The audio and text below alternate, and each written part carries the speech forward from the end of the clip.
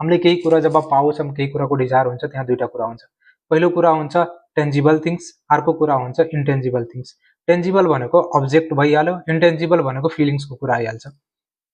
जसरी कोही केटीसँग सम्बन्ध बनायो भने पहिलो कुरा उसको शरीर हुन्छ, सेकेन्ड कुरा चाहिँ प्रेम हुन्छ, सेकेन्ड कुरा चाहिँ प्रेम आउँछ।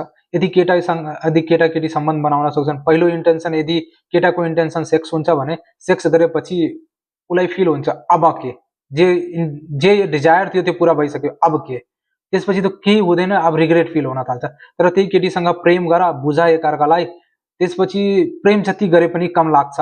त्यसपछि यदि प्रेम छ भने सेक्स भइहाल्छ, त्यसमा केही फरक पर्दैन। यदि इन्टेन्सन सेक्स छ, शरीर छ भने गरेपछि मनमा प्रश्न आउँछ अब के गर्ने।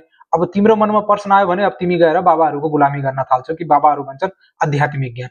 यदि तिमीलाई केटीसँग प्रेम छ भने, दुईजना मिलेर बसिरहेछौ भने, दुईजनाको बिचमा सेक्स भइहाल्यो भने पनि केही फरक पर्दैन दुइटैलाई।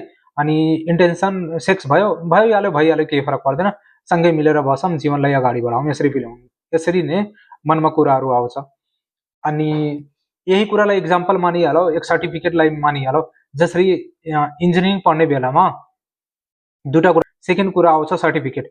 यदि कोही व्यक्ति राम्रोसँग पढिरहेछ भने, राम्रोसँग पढिरहेछ, ज्ञानको लागि पढिरहेछ भने ऊ सर्टिफिकेट पाउँछ नै। यदि कुनै व्यक्तिको इन्टेन्सन सर्टिफिकेट मात्रै पाउनु भने ऊ सर्टिफिकेट पाएपछि उसलाई लाग्छ अब के, नलेज त केही छैन, अब उसको मनमा यही आउँछ अब के। त्यसपछि ऊ कन्फ्युज हुन्छ कि जीवनको उद्देश्य के हो, जीवनको बारेमा खोज्न थाल्छ, अनि ऊलाई कोहीहरूले मूर्ख बनाउन थाल्छन्। त्यसरी नै सर्टिफिकेट र केटीसँगको सेक्स, प्रेम र ज्ञान, यो जति गरे पनि कम हुन्छ, जति पढे पनि कम हुन्छ।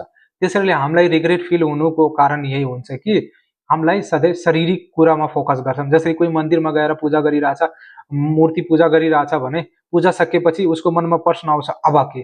तर कोही व्यक्ति गएर भगवानमा विश्वास गरिरहेछ, भगवानलाई बुझिरहेछ राम्रोसँग भने मन्दिरमा जान्छ, उसको मन शान्त हुन्छ।